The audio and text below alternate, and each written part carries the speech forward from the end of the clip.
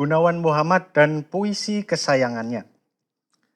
Salah satu yang menonjol dari tulisan-tulisan Gunawan Muhammad adalah sikapnya yang lebih memilih puisi ketimbang filsafat atau sains sebagai model berpikir alternatif. Dalam arah itu tidak mengherankan kalau dia sering menimba inspirasi dari para pemikir yang sering disebut postmodern. Arus pemikiran yang merentang sejak Nietzsche, Heidegger, Levinas, Derrida, dan berbagai pemikir lain yang kurang lebih satu arah dengan mereka. Yang segera kelihatan dari situ adalah pertentangan antara, untuk memanfaatkan istilah dari wilayah metafisika, identitas dan perbedaan, identity and difference, yang satu dan yang banyak, yang sama dan yang lain, dan seterusnya. Seraya menimba ilham dari para pemikir postmodern disertai gairah emansipasi, Gunawan Muhammad berkali-kali mengundang kita untuk merayakan yang terakhir dari pasangan-pasangan itu. Perbedaan di atas identitas, yang banyak di atas yang satu, yang lain di atas yang sama, dan puisi atau seni pada umumnya menjadi semacam akses ke perayaan itu, kalau bukan malah perayaan itu sendiri.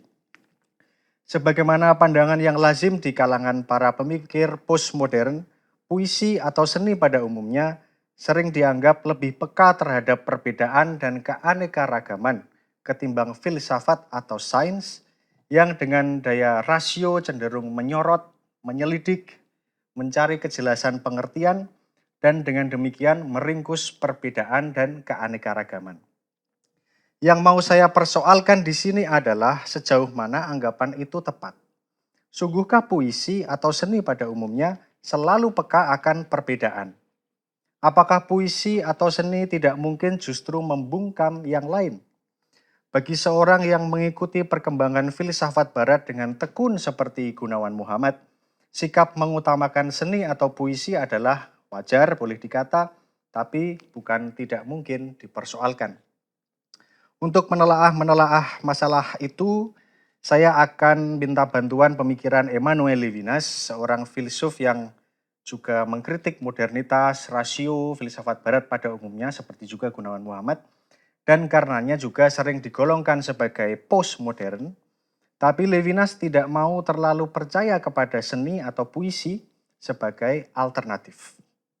Dari Levinas nanti boleh diharapkan bahwa kita akan memperoleh wawasan yang sedikit lebih berimbang, terutama dalam menimbang pendirian Gunawan Muhammad yang cenderung mengutamakan seni atau puisi sebagai alternatif terhadap rasio.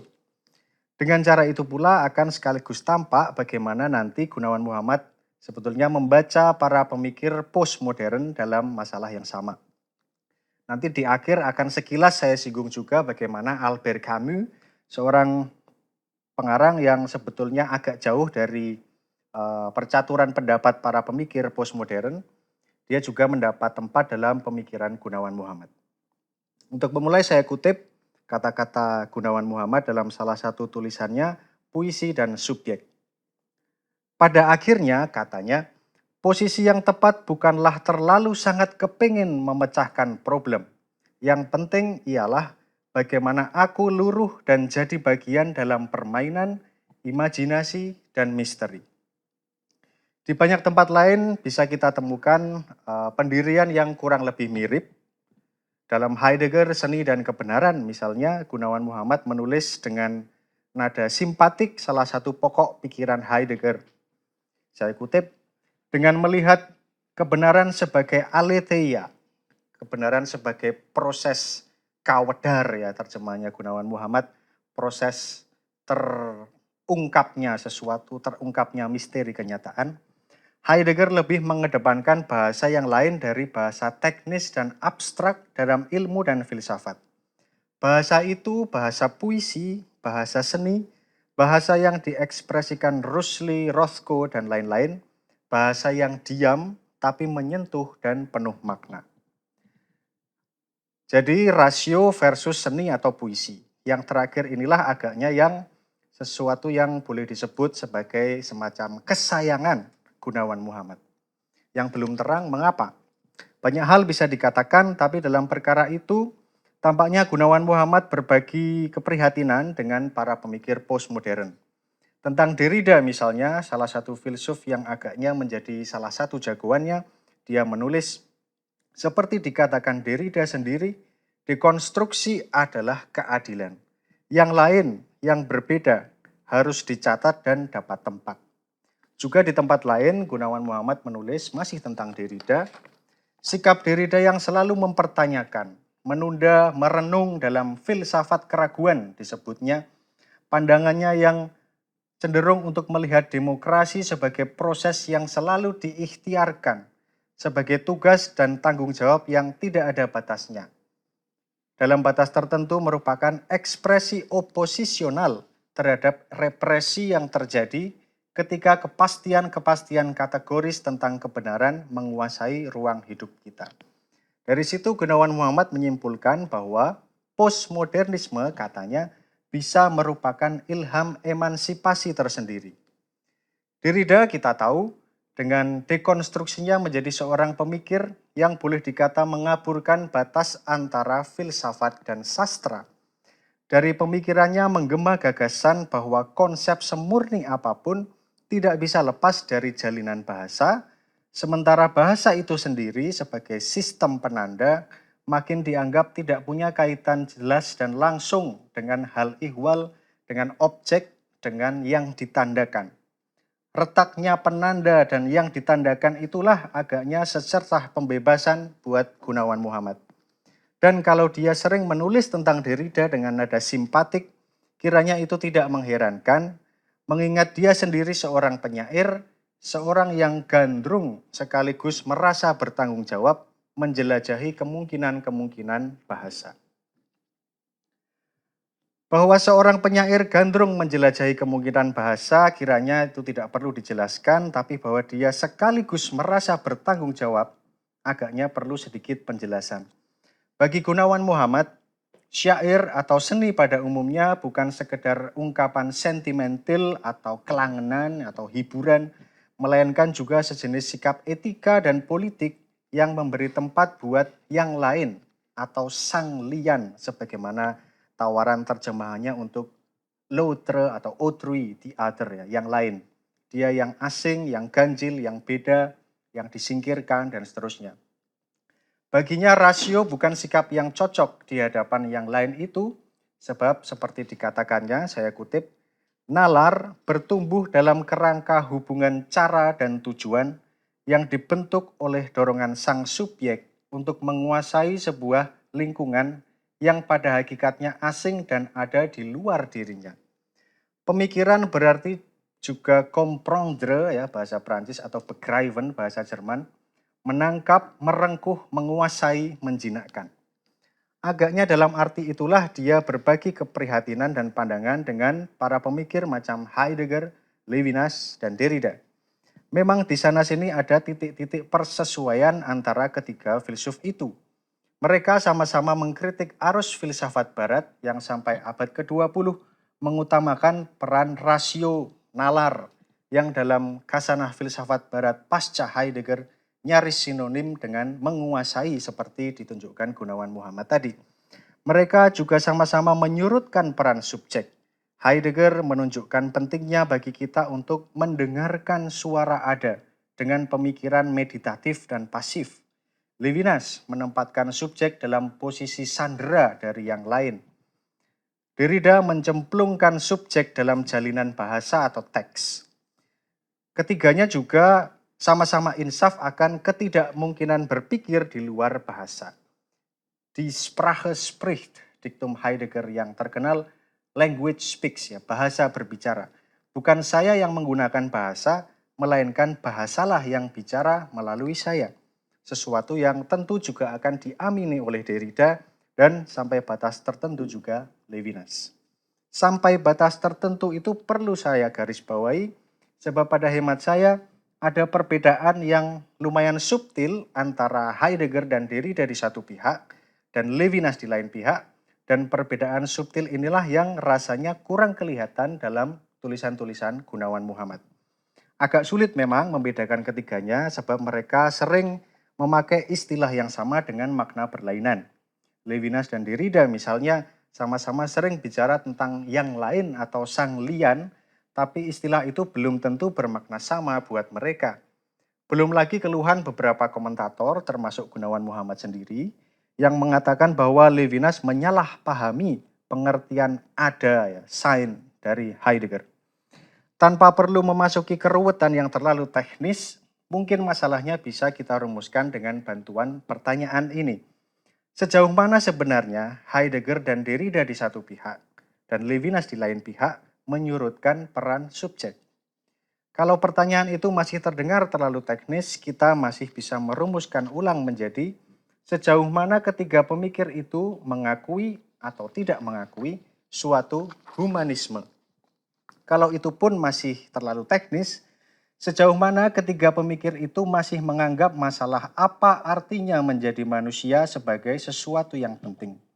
Sejauh mana bagi ketiga pemikir itu manusia masih merupakan sesuatu yang khas, yang mencuat dari anonimitas atau kebisuan alam. Tentu kita boleh saja mengelak dengan bertanya, mengapa penting bagi manusia untuk merasa penting, merasa khas, dan seterusnya. Tapi untuk sekedar memperjelas pengertian dan pendirian Gunawan Muhammad, mungkin masalahnya yang utama bukan itu. Disitulah Levinas terdengar sebagai suara yang agak lain dari Heidegger dan Derrida. Tidak seperti Heidegger dan Derrida, Levinas masih membela suatu humanisme, meskipun humanismenya lain dari humanisme yang berkembang di dunia barat selama ini. Suatu humanisme the Lotharum katanya, humanism of the other. Humanisme yang tidak lagi bermula dan bermuara pada subjek, pada si aku, melainkan humanisme yang peka akan derita sang lian, subjek yang resah oleh tanggung jawab kepadanya. Heidegger dan Derrida agak lain. Bagi mereka agaknya humanisme masih termasuk salah satu unsur metafisika barat yang lupa akan ada pada kasus Heidegger atau logosentris pada kasus Derrida dan karenanya tidak bisa menjadi jalan keluar dari kebuntuan rasio. Dari situ pula mulai kelihatan kemana pemikiran Gunawan Muhammad condong. Tadi sudah kita lihat bagaimana menurutnya yang penting bukanlah terlalu sangat kepingin memecahkan problem, melainkan bagaimana aku luruh dan jadi bagian dalam permainan, imajinasi, dan misteri. Kita simak luruh dan jadi bagian itu. Kelihatan di situ bagaimana Gunawan Muhammad agaknya lebih dekat pada posisi Heideggerian atau Derridean ketimbang Levinasian. Pandangan bahwa manusia luruh dan jadi bagian dari suatu keseluruhan adalah persis apa yang dimaksud oleh Levinas dengan totalite, keseluruhan, sistem, pemikiran, dan seterusnya. Dan persis itu juga kritiknya yang utama terhadap kecenderungan filsafat barat. Arus pemikiran yang terbakar oleh pertanyaan Sokratik, TST ya, what is, pertanyaan tentang hakikat. Sokrates kita tahu sering bertanya tentang hakikat, keadilan, apa itu persahabatan, dan seterusnya.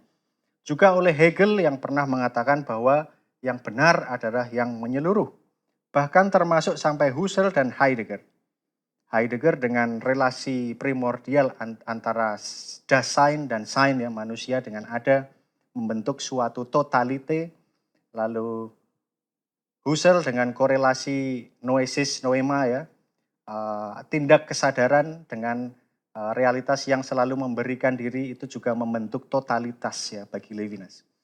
Pada titik inilah kita pantas heran, tidakkah Gunawan Muhammad, seorang yang tak lelah-lelahnya mengutamakan perbedaan di atas identitas, yang lain di atas yang sama itu, dengan imbauannya untuk luruh dan jadi bagian tadi, justru sedang membungkam perbedaan atau kelianan ya, otherness.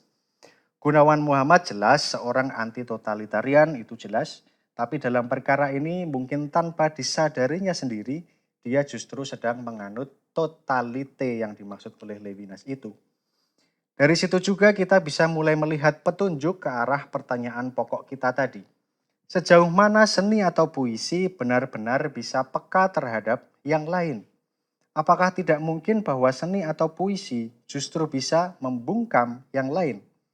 Disinilah kita makin perlu menyimak Levinas Dan dengan cara itu barangkali sekaligus nanti akan mampu untuk mengambil jarak terhadap tulisan-tulisan Gunawan Muhammad tentang seni atau puisi, atau mungkin puisinya sendiri, yang harus diakui sering begitu hebat daya pikatnya. Satu hal yang sering luput dari pemikiran Levinas adalah bahwa dia bukan sekedar mengangkat yang lain, melainkan juga memeluk pluralitas sebagai model filsafatnya. Pluralitas mengandaikan keterpisahan ya, separation. Kalau Anda dan saya lebur dan jadi bagian dalam apapun, artinya kita bukan lagi plural, melainkan manunggal. Hanya kalau Anda dan saya seluruhnya terpisah sebagai yang sama dan yang lain, demikian istilah khas Levinas, kita menjadi plural. Dan kalau etika sejak Levinas makin dimengerti sebagai pengakuan terhadap yang lain, teranglah bahwa etika yang tulen mengandaikan pengakuan terhadap keterpisahan atau pluralitas itu.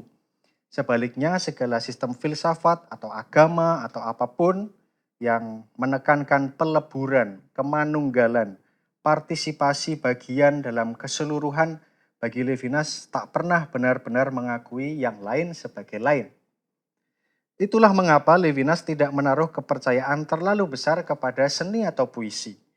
Pada titik inilah pandangan Gunawan Muhammad tentang seni atau puisi sebagai perayaan yang lain itu bisa kita pandang dari sudut agak lain.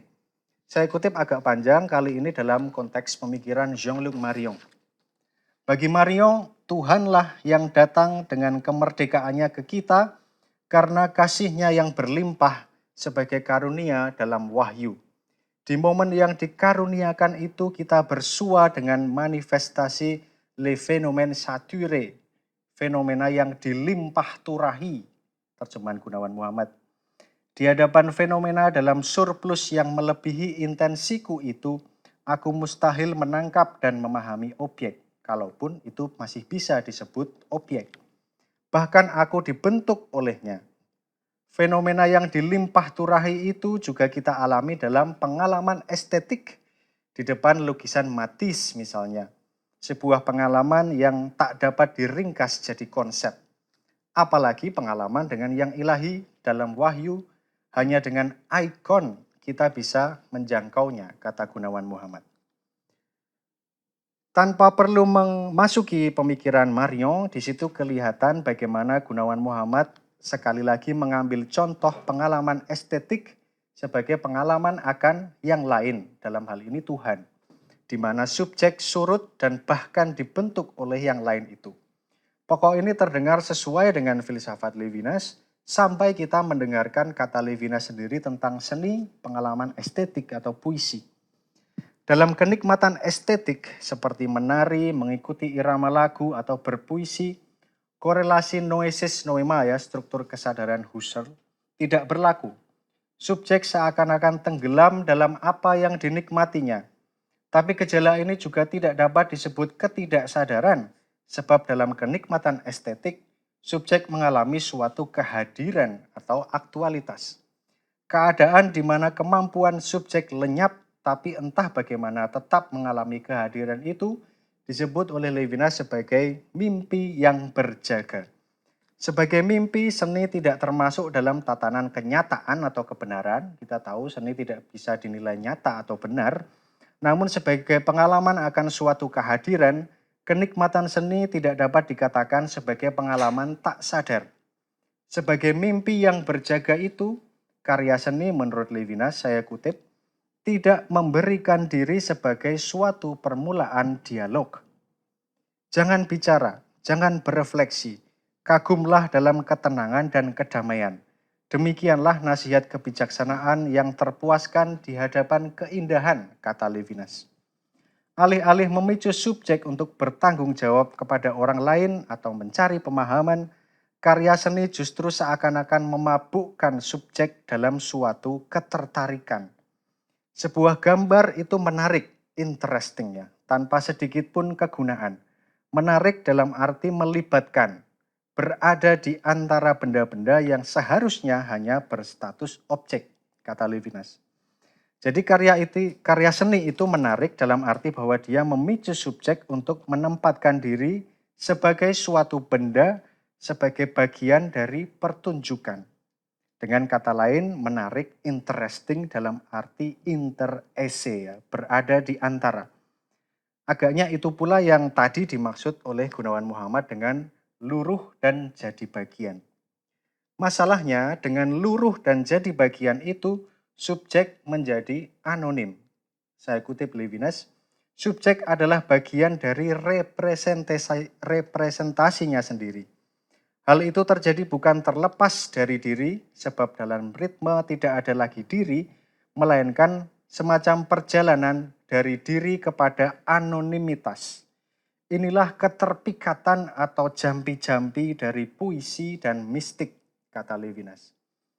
Dari anonimitas tidak dapat diharapkan tanggung jawab kepada orang lain. Hal ini, kata Levinas, bukanlah ketulusan kontemplasi, melainkan sikap tidak tahu tanggung jawab, kata Levinas. Irresponsibility. Penyair mengasingkan diri dari kota. Dari sudut pandang ini, nilai dari yang indah adalah relatif. Ada sesuatu yang jahat dan egois dan pengecut dalam kenikmatan seni. Ada saatnya orang bisa malu karenanya, seperti berpesta selama bencana. Jadi sekarang kita menemukan dua pemikir yang sama-sama membela yang lain, tapi tak sependapat bahwa seni atau puisi bisa benar-benar menghormatinya. Kita tidak wajib menganggapnya aneh, biasa saja bahwa orang bisa sepakat dalam satu hal tapi tidak dalam hal lain. Dari situ justru kelihatan bagaimana Gunawan Muhammad membaca para pemikir postmodern. Di tengah kebuntuan rasio, dia sedikit banyak percaya bahwa seni atau puisi, juga ide-ide postmodern tentang dekonstruksi, bisa menjadi alat pembebasan dan emansipasi, tapi tanpa cukup melihat kemungkinan bahwa seni atau puisi juga bisa membungkam yang lain dengan lebur dan jadi bagian yang tadi saya kutip. Dengan itu pula kita bisa mengerti mengapa kadang-kadang Gunawan Muhammad menyebut yang lain atau sang lian itu dalam kesan yang mesra. Penggambarannya tentang lian yang lain sebagai yang mesra itu mungkin dipengaruhi oleh sikapnya yang cenderung menilai positif Gelassenheit Heideggerian, ya. Pikiran yang sumeleh, yang membiarkan ada dan bukan menyerap dan mencengkram. Suatu sikap yang kerap kali dilekatkan dengan mistisisme. Inti ajaran mistik adalah peleburan dengan yang ilahi, manunggaling kawula Gusti dalam bahasa Jawa. Dan wajar bahwa pihak-pihak yang lebur itu bisa merasa mesra satu sama lain. Tidak ada lagi jarak, tidak ada lagi keterpisahan, dengan kata lain tidak ada lagi pluralitas. Yang bisa dipersoalkan, apakah sesuatu yang mesra masih bisa kita mengerti sebagai lain benar-benar? Disinilah sekali lagi Levinas bisa menjernihkan perkara. Sepintas lalu membiarkan yang lain tetap lain, kelihatan mirip dengan Gelassenheit Heidegger tadi. Tapi Levinas melihat bahwa Gelassenheit itu belum cukup menghormati yang lain.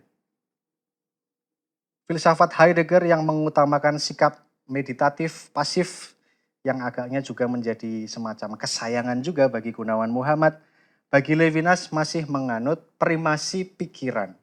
Dengan kata lain, terlepas dari klaim Heidegger tentang destruksi metafisika barat, agaknya filsafatnya belum lepas benar-benar dari sikap ingin tahu yang khas dalam filsafat barat sejak Sokrates.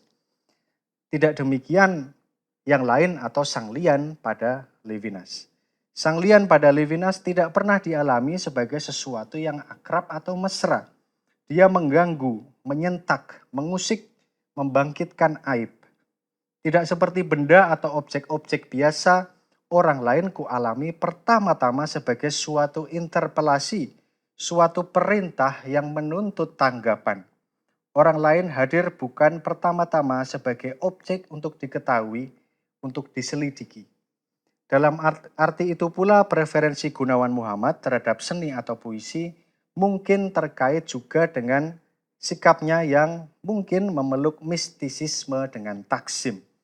Kata mistik atau mistisisme sendiri belum berhasil saya temukan dalam tulisan-tulisannya, Tapi kecenderungan itu mungkin lumayan jelas ketika dia mengutip Al-Ghazali ya dalam teks tentang ateisme dan Tuhan yang tak harus ada.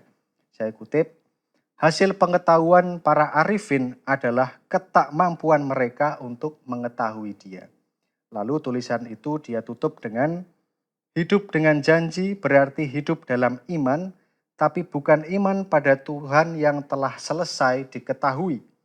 Ini iman dalam kekurangan dan kedaifan, ikhtiar yang tak henti-hentinya, sabar dan tawakal, karena Tuhan adalah Tuhan yang akan datang.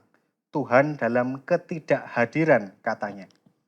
Pandangan itu didasarkannya pada Derrida yang menyatakan bahwa kita selamanya hidup dengan bahasa yang kita warisi dari tafsir ke tafsir, dan karena itu Tuhan tidak punya makna yang hadir. Para mistikus kita tahu cenderung menolak rasio sebagai akses menuju Tuhan. Mungkin karena itulah dia dekat dengan seni atau puisi.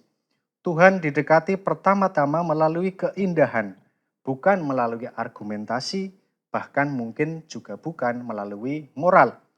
Yang muncul dari situ adalah semacam Tuhan puitik ya, poetic God. Tuhan yang tidak hadir, yang ditemui sekaligus tidak ditemui dalam ketidakhadirannya dan dalam berbagai ungkapan lain yang sering kita dapati dalam teks-teks mistik yang penuh ironi dan paradoks. Dan ironi dan paradoks tentu sesuatu yang digemari oleh penyair manapun, tak terkecuali Gunawan Muhammad. Yang mungkin tidak pernah atau sekurangnya jarang dia singgung adalah bahwa mistisisme sebetulnya menyimpan sekian derajat elitisme. Dalam berbagai ajaran mistik, lazim kita dapati tahapan-tahapan naik dari taraf rendah ke tinggi, sampai akhirnya hanya orang-orang tertentu saja yang dianggap sanggup mengalami persatuan peleburan dengan yang ilahi. Dengan kata lain, terlepas dari kepekaannya terhadap ironi dan paradoks, mistisisme juga bisa menyingkirkan yang lain dan seiring itu diam-diam menggelembungkan sang aku. Saya kutip Chogyam Trungpa, seorang guru meditasi Tibet yang menyebutnya sebagai materialisme rohani, spiritual materialism. Masalahnya, katanya, adalah bahwa ego dapat memanfaatkan segalanya untuk kepentingannya sendiri, bahkan termasuk spiritualitas. Paus Fransiskus juga pernah menyebut itu dalam Evangelii Gaudium sebagai keduniawian rohani, spiritual worldliness. Mungkin persoalannya bukan sekedar kemunafikan, jauh lebih halus, lebih renik, lebih subtil. Pada abad ke-16, Ignatius Loyola dalam sebuah buku panduan gladi rohani pernah bicara tentang kosa adquisita, semacam barang perolehan. Dalam Inggris sering diterjemahkan menjadi acquired fortune. Kosa adquisita itu sesuatu yang kita genggam lekat-lekat dengan cara yang oleh orang Jawa disebut primpen. Kita takut kehilangannya, kita tidak bersedia melepasnya, tak sesuatu pun atau seorang pun boleh mengusiknya, dan celakanya kita tidak menyadarinya. Pada taraf paling kasar, kosa adquisita itu barangkali harta, kuasa, nama besar, bermacam ragam vanity ya, pamer glamor sia-sia yang sering kita saksikan di negeri ini, tapi tentangnya bahasa kita bahkan tidak punya nama. Kata fana, sombong, atau sia-sia baru sekedar menyerempet, belum menghunjam vanity di titik yang tepat. Tapi pada taraf lebih halus, terlebih bagi mereka yang tidak lagi mudah terbujuk oleh harta, kuasa, atau nama besar, kosa adquisita itu juga bisa berupa ilmu pengetahuan, kegiatan keagamaan, aktivisme, filsafat, spiritualitas, bahkan praktik yoga. Darinya kita mendapat rasa aman tapi palsu, sebab karenanya kita jadi mandek dan lebih gawat, memandang rendah orang lain yang kita anggap tidak punya kosa adquisita itu. Di aras tubuh dan batin yang primpen itu mengatakan saya kaya, mereka tidak. Nyaris tidak ada bedanya dengan saya tercerahkan, mereka tidak.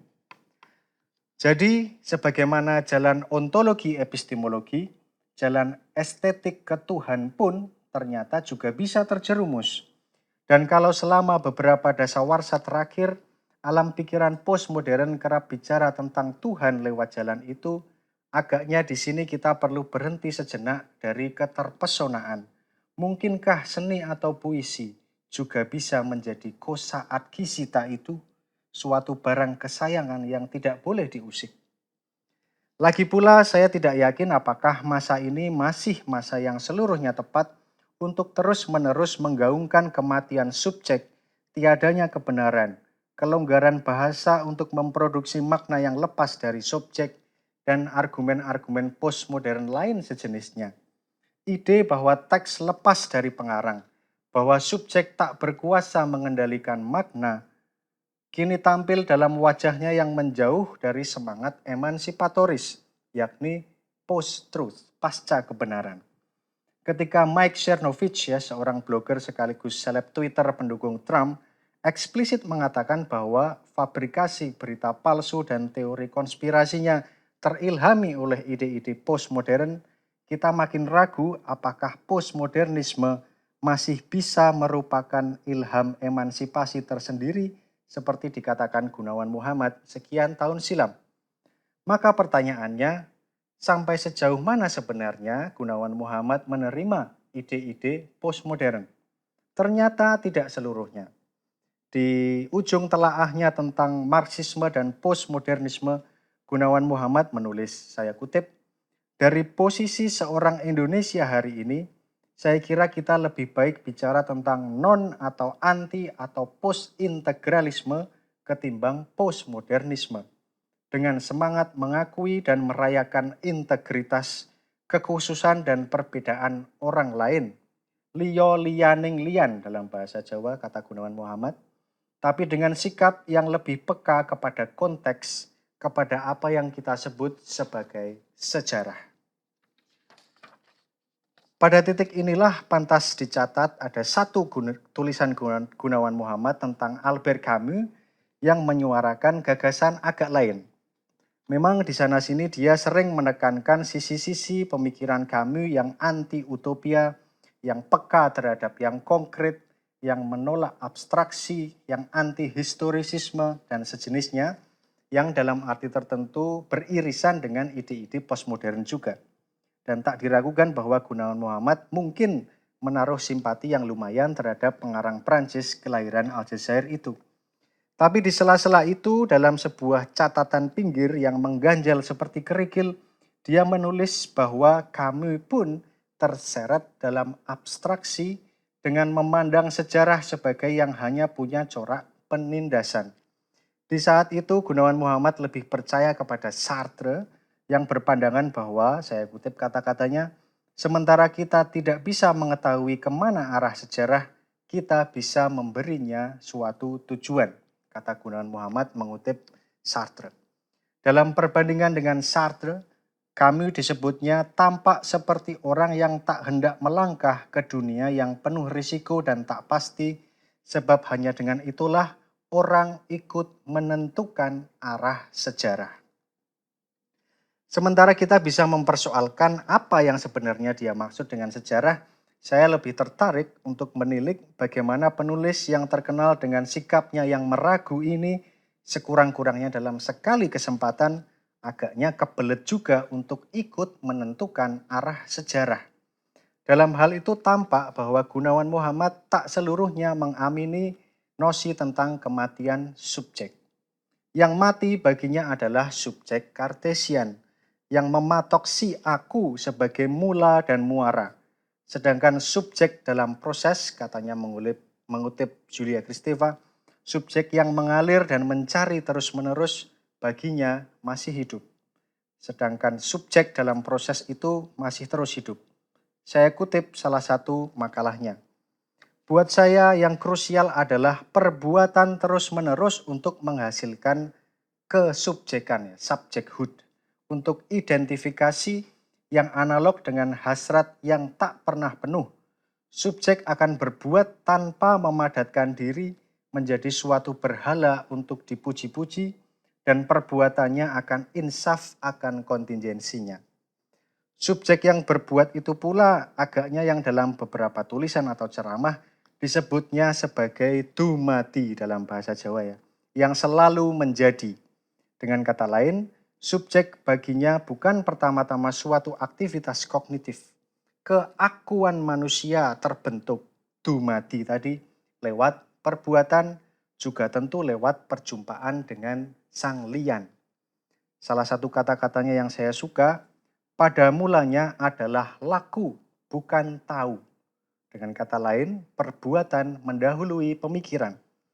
Kiranya itulah juga arah salah satu catatan pinggirnya yang berjudul Marxisme tidak lahir di British Museum katanya. Meskipun konon Karl Marx kerap menulis di perpustakaan British Museum itu. Dan kalau seni atau puisi memang masih hendak dipandang sebagai jalan emansipasi, mungkin sebaiknya ia dipandang bukan pertama-tama sebagai hiburan atau kelangenan atau barang kesayangan, melainkan sebagai laku atau perbuatan itu. Mungkinkah karena itu di usianya yang ke-80 ini, Gunawan Muhammad tak habis-habisnya menulis dan melukis? Mungkinkah itu karena dalam kesendirian paling sunyi sekalipun, karya seni selalu sudah terarah pada yang lain, sehingga tidak pernah sudah. Biarlah itu tetap menjadi pertanyaan sekaligus jembatan untuk melanjutkan percakapan, sebab seperti dikatakannya dalam salah satu catatan pinggir, tidak semua persoalan harus ada pemecahannya.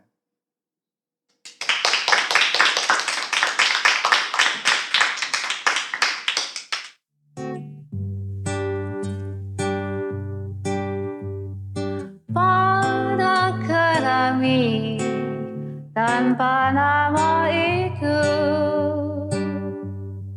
kulihat kembali wajahmu. Mataku belum tolong ternyata untuk sesuatu yang tak ada. Apa yang berharga pada tanah liat ini selain separuh ilusi, sesuatu yang kelak datang dan kita membikinnya